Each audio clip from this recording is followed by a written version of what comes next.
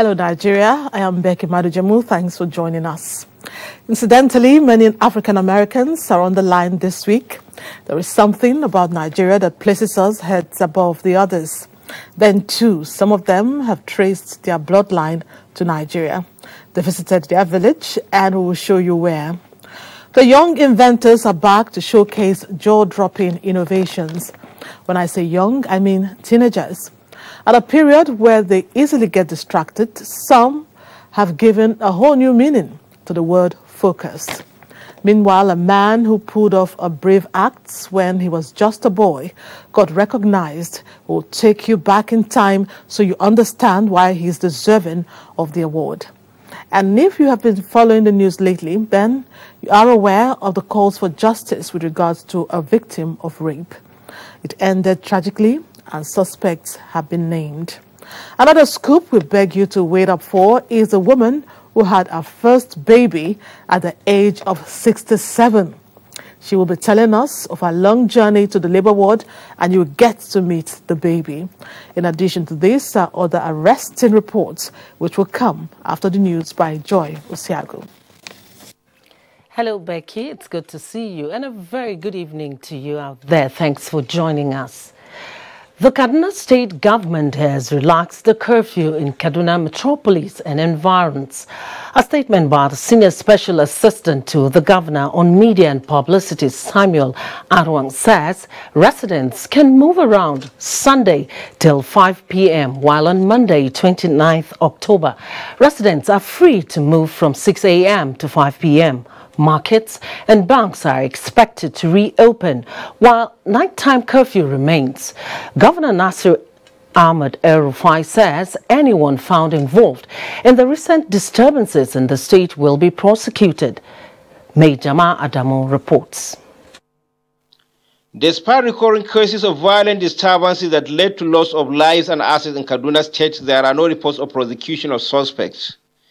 Governor Nasir El-Rufai at a forum with the zonal directors of the Federal Radio Corporation of Nigeria and the Nigerian Television Authority said henceforth nobody will get away with such criminality under his watch.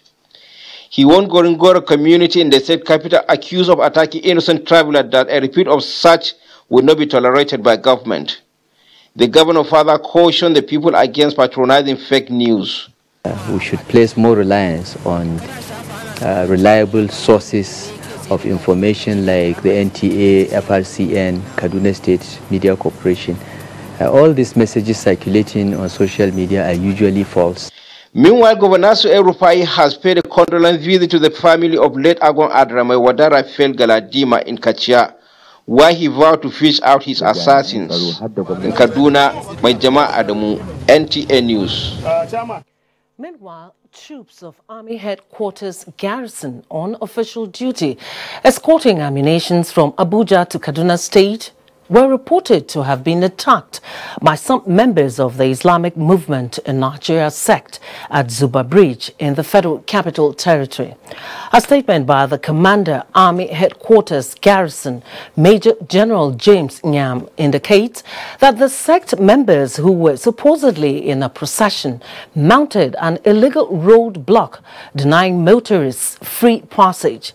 They attacked troops with dangerous items on Saturday, the 27th of October 2018, and attempted to overrun the escorts to cut away their ammunition and missiles the troops were escorting, which led to opening of fire by the troops to extricate themselves.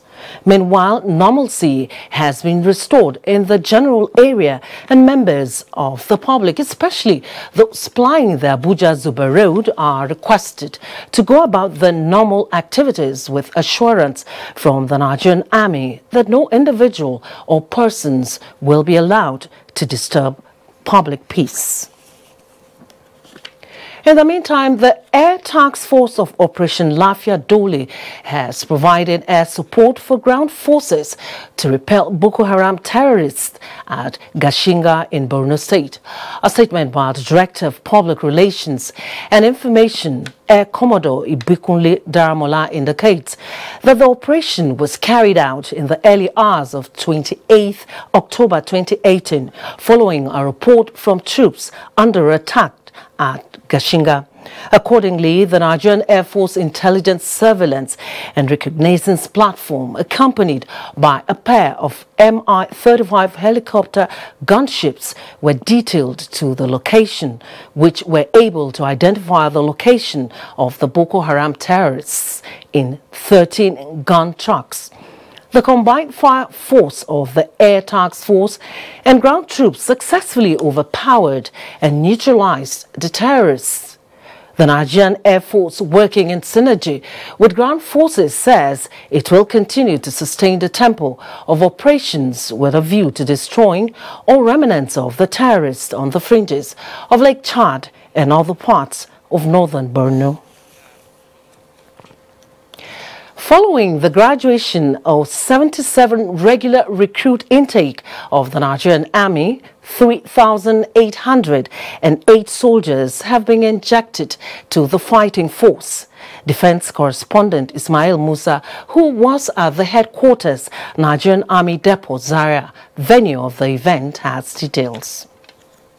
The operational vehicle was designed and produced by recruits the Nigerian Army Depot Zaria. The dismantling and assembling of the vehicle is part of activities marking the graduation of the 2018 recruits at the depot. For the past 6 months, these recruits have been subjected to a series of drills in weapon handling, tactical attack, withdrawal, counter-insurgency operation, and vocational training. The Chief of Army Staff, Lieutenant General Duku Buratai, the reviewing officer of the exercise, noted that the robust combat efficiency across the entire corps and formations is yielding positive results, as evident in the resilient fighting spirit exhibited by troops in the Northeast. I hereby state unequivocally that Depot Nigerian Army has improved on every aspect of realistic, result-oriented and mission command training. Out of the 3,880 graduates, 188 are females. The Army Chief later inaugurated a hostel donated by the Niger State government, transit accommodation for senior non-commissioned officers, and an automated shooting range. Security is everyone's responsibility now, especially in the rural areas where you have migration of people from other parts of the country. It is necessary to identify who, where he's coming from, and for what purpose. The Depot Nigerian Army, established in 1924, is one among the major military pioneer training institutions in Nigeria. From Zaria in Kaduna State, Ismail Musa, NTA News. And moving away from security matters, the critical role of the creative industry in the shaping of a better society has again been emphasized by Vice President Yemi Osinbajo as he unveiled 5 books authored by Funmilayo Braithwaite. State House correspondent Jide Onifade reports. It is the second time Vice President Yemi Osinbajo would be addressing experts in the creative industry in less than a week, emphasizing the need for Nigerians to protect the positive values the people of the country are known for. The 5 books the Vice President unveils here addressed so many questions which have to do with the society's value system and how the values seem to have collapsed over the years. Because society is guided by those who are able to reflect, those who are able to think, those who are able to sit down, and try and answer the difficult questions for us. I believe that when we read these books, a lot of the questions, at least we'll find resolution for many of the questions that are raised in our lives, especially also in the lives of our children. And hopefully we'll be able to find some of the answers to the questions raised in our political lives as well. The author, Funmilayo Braithwaite, came on the stage as an author some 25 years ago with one of the books, Golden Rules, which enlightens children about taking security measures to ensure that they are protected from harm. Another, which is a past winner of Anna Prize for Literature, is Echoes of Yesteryears. It centers on the theme of ruthlessness, greed, treachery, vengeance, and extreme obsession. She speaks on her inspiration. It's funny when we go out of the country, when I see a Nigerian, the first thing that comes to my mind is that this is a Nigerian. I won't ask if you're Hausa, if you're Igbo, and if you're Yoruba. That was the way it was 20 years ago, even in Nigeria. So we have to go back to those days of love, to those days of just saying, he's my brother because he's a Nigerian, not because he's a Muslim, not because he's a Christian, not because he's a Yoruba, Igbo. Or let us just let this love flow naturally. Let us stop discriminating. If we don't discriminate, then we'll have a better Nigeria. Other books include The Path of Faith, which is guidance and counseling book aimed at getting youths more informed as they make career decisions. Politic Crisis and Bond of Destiny are the other two. In Abuja, Jide Onifade, NT News. And still in the spirit of love and a better society, wife of the President, Aisha Muhammadu Buhari, says she will not relent in her advocacy in enhancing the lives of women, youth and children in Nigeria. This was at a dinner and award presentation to mark the Future Assured 3 years anniversary of humanitarian services. State House correspondent Aliu Kabir reports. Advocacy towards securing brighter future for the Nigerian women, youth and children is the cardinal objective of Future Assured program established 3 years ago by the wife of the President, Aisha Muhammadu Buhari. Areas in focus comprise the improvement of health, education, economic empowerment and the general well-being of women and children in Nigeria. 3 years ago, a child was born and this child was named Future Assured. And it is through this child that Her Excellency was able to deliver this wide range of interventions. The Future Assured program giving service to humanity, helping the helpless, voicing out for the voiceless. Within the 3 years under review, Future Assured program touches thousands of lives of women, youth and children cutting across the length and breadth of Nigeria, especially in free medical treatment, infrastructural development of health facilities, sponsorship of surgical operations, particularly the treatment of indigent patients and many more other health interventions, as well as capacity building of women and youth, and the provision of entrepreneurial skills, among other gestures.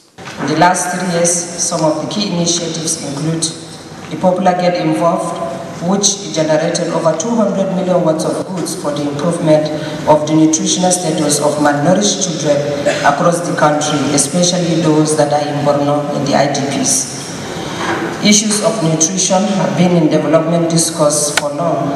Therefore, we had to contribute to the improvement of nutritional standards among pregnant and lactating mothers. Supplying supplements to over 250,000, while other 100 tons of these supplements were distributed to malnourished children. Boreholes and tube wells were constructed in communities with water problems in the IDP camps. These humanitarian services, according to the wife of the President, was possible due to the strong collaboration with various stakeholders from within and outside the country, and therefore the celebration of 3 years anniversary of Future Assured is for all. In order to key into government policy of one health center in every ward, we have commenced the construction of maternity complex, with one launched in Daura and another nearing completion in Yola. We intend to build such complexes in every political zones in Nigeria. Equally, Future Assured has recognized excellent performances of some individuals for their contribution to particularly the development of women and children, and by extension the larger society, especially in the field of education, health, security, media, and the fight against abuse. This is teamwork, and it also shows the potentials that abound in this great country. It is the footstep we are following to serve humanity, to render selfless services. It gives us a sense of belonging, and it also encourages us to do more. While the Future Assured magazine was unveiled for public consumption, the event was climaxed with the cutting of the 3rd anniversary cake officiated by the former Deputy Governor of Plateau State, Pauline Talin. From the State House, Aliu Kabir, NTA News. And now for a bit on INEC and the general elections in 2019. Before the end of the first week of December 2018, all will be set for the smooth conduct of the 2019 general elections. INEC Chairman Mahmoud Yakubu gave the assurance in Abuja. Mayor Ogidi reports. Many were worried on the possibility of INEC meeting up with the preparations for the conduct of the 2019 general elections, when there was a continuous delay for the passage of the INEC budget by the National Assembly. These fears were, however, laid to rest on the 10th of October 2018, when the National Assembly finally approved the budget. This approval was made just about 4 months to the elections, but INEC is optimistic it's still on a good footing. Yes, we had some discussions with the Ministry of Finance on the disbursement of funds for the elections, and we are confident that we are not going to suffer any encumbrances in that respect.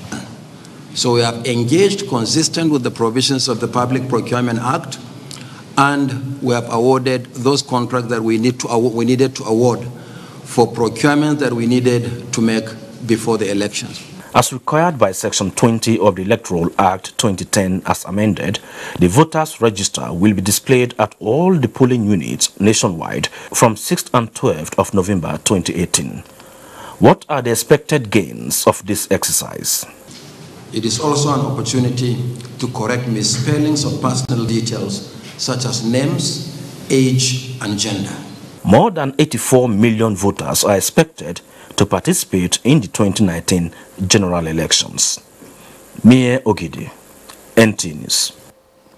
Turning now to traders, the federal government, through its social investment program Trader Money, has commenced disbursement of loans to small and medium-scale business owners in Gombe State. Correspondent Fatia Awal Abba completes the report.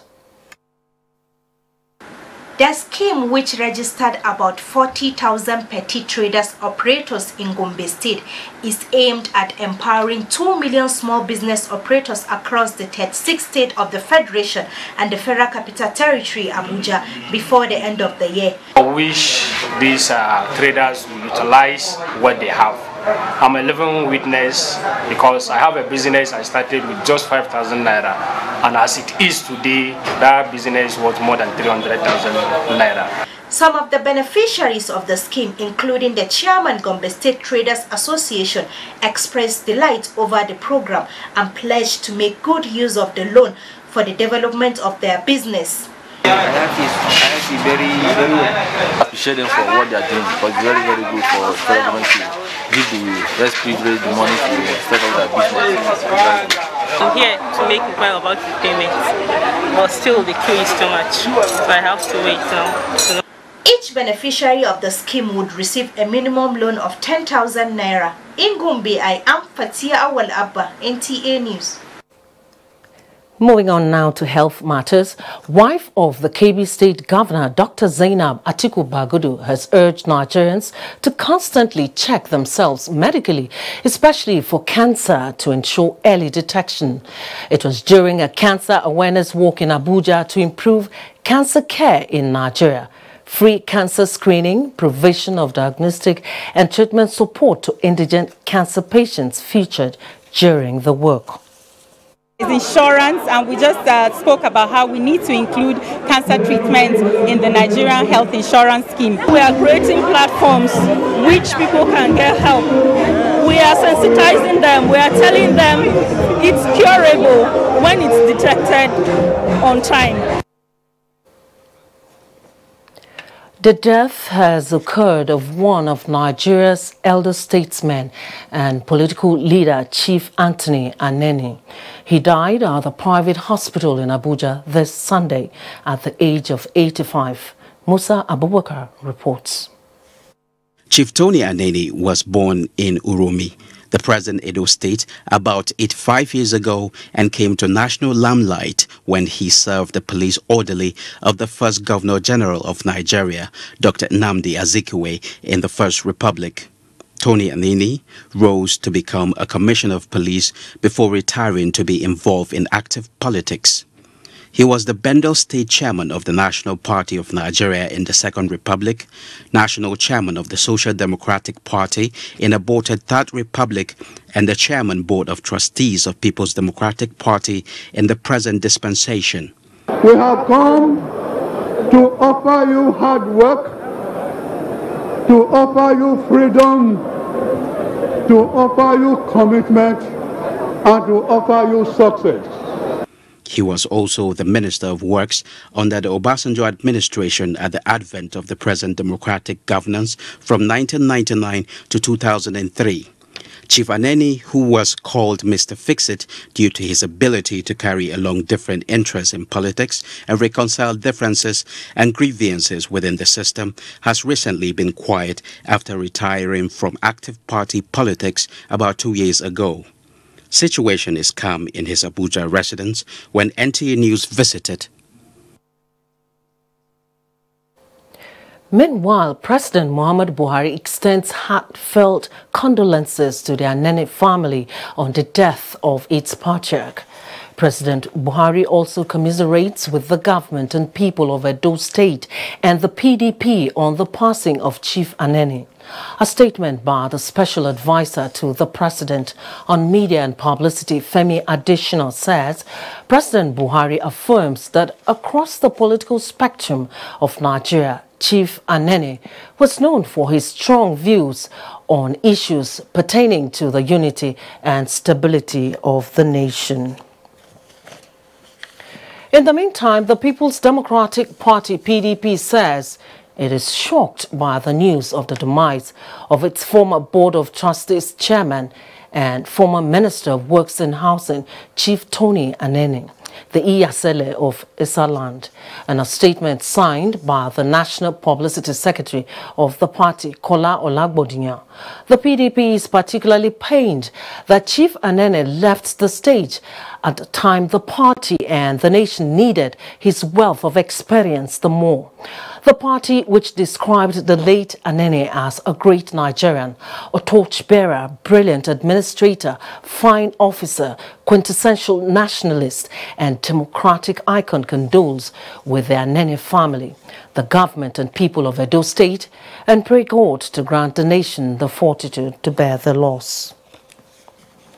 And talking sports now, semi-finalists emerge at the ongoing NCC Tennis National League as Kamak Basketball Club of Bayelsa emerged champions of the 2018 National Division II League in Lagos. Gift George has this and more on our sports update. Kamak Basketball Club of Bayelsa have emerged champions of the 2018 National Division II League, which ended in Lagos. After about 74 teams across the federation featured in the state, zonal, and conference playoffs, where 8 teams qualified for the national playoffs.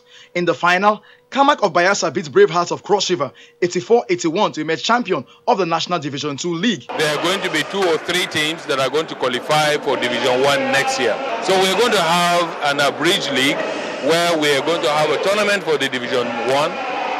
There is this time no team that's going to be demoted. Arrangements have been concluded for the maiden edition of the Oba Eniton Adeyeye Annual National Para-Swimming Championship holding in January 2019. The Oni of Ife disclosed this when the board of the Nigerian Para-Swimming Federation, led by its president, paid him a courtesy visit in Ile-Ife. The board should have honored 1 or 2 international qualifying championships, but for lack of funds, I have concluded to fund that championship throughout the whole 36 states. Teams Ofiku and Leadway Assurance are through to the semi-finals of this year's NCC Tennis League after recording victories in most matches played. The organizers and other stakeholders expressed optimism that with the standard of the league, Nigeria will soar in international tennis tournaments. They are so dedicated, they are so willing and passionate to do this game. They are in this game for a purpose. The purpose is not only to win the game, but to develop themselves. Ace cyclist Ajibade Quadri on Saturday returned the time of 1 hour, 47 minutes, 39 seconds to emerge winner of the 2018 Lagos Cycling. The race that took place on designated routes around Lagos ended at the Teslim Balogun Stadium. Saw Quadri beat his stiff opponent Samuel Fashima to win the cash prize. By December, we still have SCF competition in the Government Estate. And after that, we have everything starting here in December. Samuel Fashima came second, while Afis Bakere came third. With Pass Update, Gifts George, NTA News. Now, a quick look at the weather picture across the country.